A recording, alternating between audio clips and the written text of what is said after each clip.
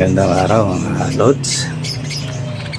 Ang pag-uusapan natin ngayon patungkol sa mga mutation mga lods. Okay? Let it, bang. Ano natin ngayon yung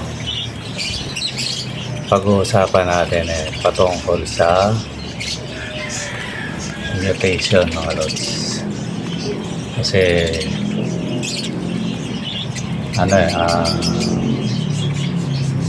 bali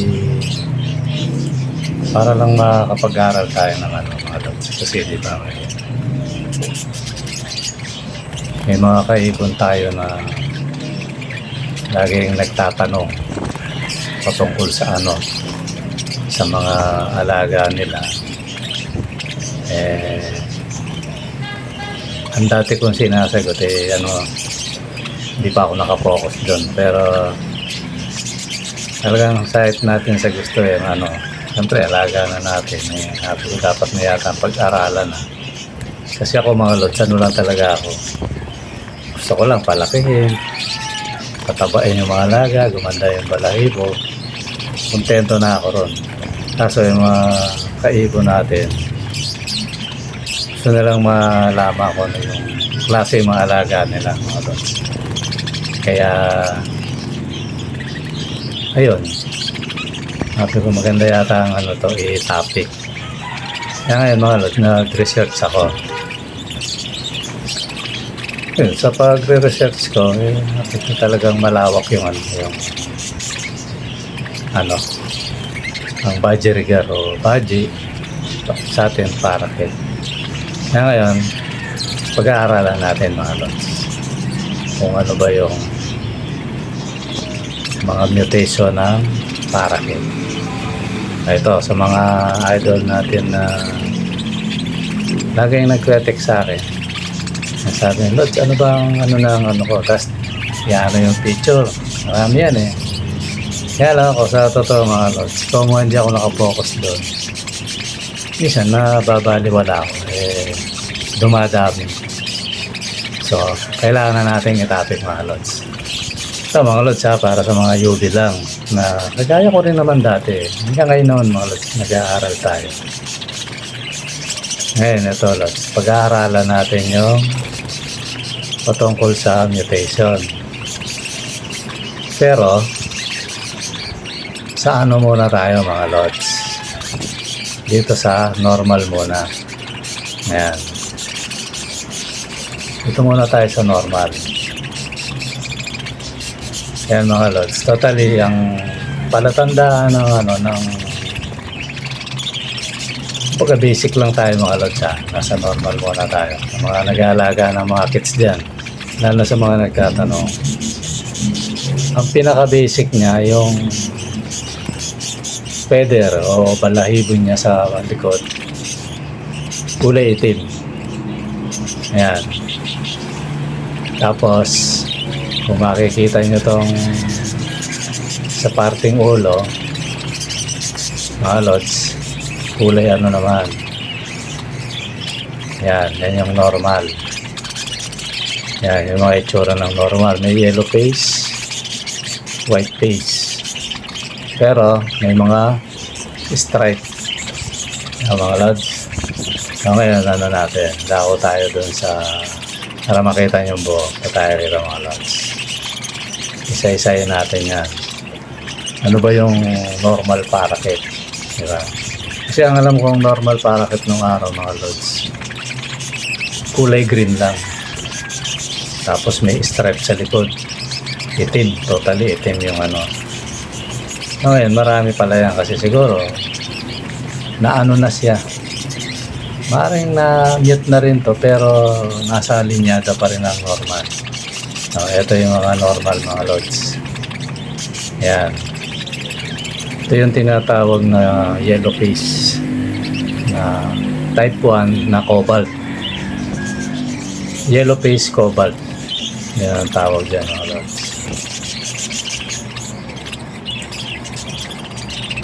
Yan, normal blue. Sensya na kayo, medyo maliit yung ano niya. Normal blue mga lods. Yan yung kabilang sa na white face. Ayan, normal lang yan. Yan, cobalt. Cobalt blue na white face. Yan, nabibilang sa normal yan mga lods. Ang likod niya itim mga lods na stripe. Ito naman violet. Normal violet. Na hen, cup. Yan, violet siya mga lods. Kaya at least alam niyo yung ano yung mga alaga niyo kung normal o ano. Ito yung sinasabi ko na normal green, baga classic. Ito yung palasak na kulay mga lord. Ayan, yan yung original talaga alam ko eh. Tapos ito na yung kanina totally. Yung yellow face na cobalt na type 1. Ito, normal green. Yan. Ito rin yung kanina na para mapamilyar na sa inyo mga lods na kung normal yung alaga nyo. Totally, pag-aaral natin mga normal muna. Yan. Pag may alaga kang ganyan, tapos ang likod stripe, solid na stripe sa likod, normal yan mga lods. Yan. Yellow face type 2, cobalt blue body yan. Kasi yung kanina white yung face niya. Ito yellow face kaya type 2. Ito rin, although ito yung kanina na bumalik lang mga lods. So yun yung mga ano natin mga lods, yung normal na mga alaga. Kaya mga lods, kung may ganyan na ano, mamaya ituturo ko sa inyo yung sa mga alaga ko. Although medyo mahirap pang yan yung kasi yung sa akin kasi mga lods, yung sa akin yung mga nakikita nyo yan, matali yung mga nakikita nyo sa screen na mga alaga ko halo-halo na yan. Ang pinakita ko lang muna sa inyo yung normal. Yun yung mga normal mga lods. Kaya kung yung alaga mo nandun, so alam mo na ngayon kung ano yung normal lods. Ngayon sa susunod siguro mga lods, ang pag-aaralan natin yung yung mga may mga mutation ng na kagaya ng diba may mga mutation yan kagaya tingnan natin yan normal diba, tapos may opaline, may fade mutation, may spangle mutation, may cinnamon mutation, may gray wing mutation, may dilute mga lods. Kala ko nga yung dilute sa lang yan sa African may dilute din.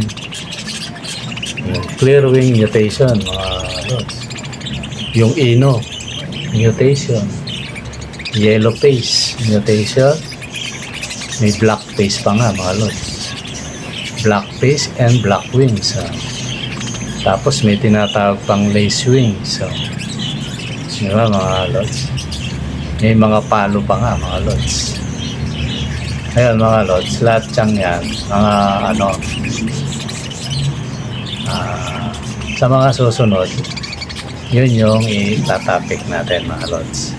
Pero sa ngayon, yun muna yung ating itinapik mga lods para at least doon sa pinakita kong mga picture sa inyo So nakita mo na yung ibang alaga mo ron mga lods. So sa mga susunod mga lods, ang iaano natin, ang tatapik natin, yung susunod nating itapik opaline mga lods. Kaya sana mga lods, ganito. Umpisa natin sa normal. Sa ngayon, alam mo na yung normal. So, susunod, dadako nga tayo. Ito, marami to eh. Sa mga interesado dyan, mga lods, sana yung mga UD ha. Ito para sa mga UD lang naman. Nakakagaya ko rin naman dati mga lods. Pag-aaralan natin. Ako mga lods, di ko pa rin pamilyado to. Pero, libro naman siya eh. So, ayan natin mga lods. Iisa-isahin natin yan sa mga susunod na araw. Kaya huwag kayong bibitaw sa natin. Sa itong mga topic natin na to. Susunod-sunurin natin to. So, pag natapos natin to, tingiti ako sa iyo mga lods. Yan, mga idol na mga nanonood sa vlog natin. Tingiti ako sa iyo. At least, may natutunan na tayo. Kahit konti, mga lods. So, hindi ka na medyo ligaw. Paano, 30, 40%. At least, may knowledge ka na, mga lods. May knowledge na tayo, mga lods. Diba, mga lods?